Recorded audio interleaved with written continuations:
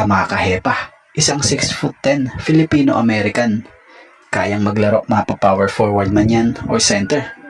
Isa nga siya ngayon sa pinag-uusapan dahil sa lumabas na balita na mula sa isang reliable source na si Mr. Bill Velasco ng Philstar Global na kung saan ay tinutukoy nito rito ay nakakuha daw ito ng passport before 16. So ibig sabihin lang noon, pwedeng maging local ito kung gugustuhin ng Gilas kunin ito or kung gugustuhin nito maglaro para sa Gilas Pilipinas. Kung tutusin, si Kamakahepa ay pasok sa old rule or maging sa bagong rule ng FIBA about eligibility rule ng mga manlalaro. Magandang senyales para mas mapalakas pa ang ating national team. Pero ang pinagtataka lang ng marami, bakit hindi kaya sinusubukan ng SBP recruit ito? So si Kamakahepa ay isang modern type of big man.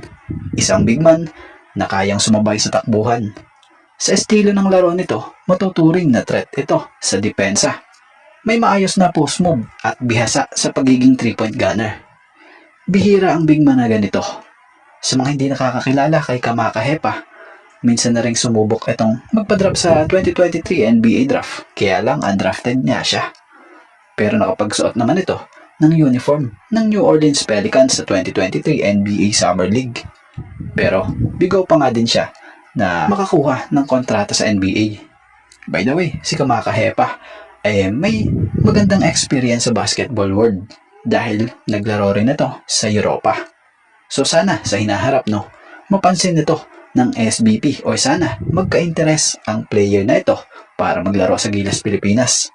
Dahil malaki ang pwede niya maitulong sa national team gamit ang advantage niya bilang big man na kayang sumabay sa mga fast pace ng laban. Karagdagan lamang para sa mga hindi nakakaalam, minsan na nga rin po itong naglaro noon sa youth team ng USA.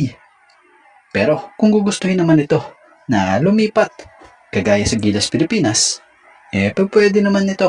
So wala tayong masasabi sa laro ng big man na ito. Very flexible ang skills niya sa height niya na 6'10". Ang dami niyang kayang gawin. Kaya sana or hopefully maligawan na ito ng SBP. Pero yun lang naman, opinion natin. Pero syempre, nasa SBP pa nga rin po ang desisyon. So igalang natin at respetuhin ang kanilang mga desisyon para sa ating pangbansang national team. So maiba tayo. Kung kayo ang tatanungin ano sa palagay nyo? Pwede kaya na maisingit sa Gilas lineup ang tulad ng big man na si Kamakahepa? At bago nga ang lahat, baka naman po pwedeng makahingi ng isang subscription para sa ating channel or pakifollow na rin po kung nagustuhan nyo ang ating mga basketball update. At kung ito na may makakabigat para sa inyo, kahit isang like and share na lamang po.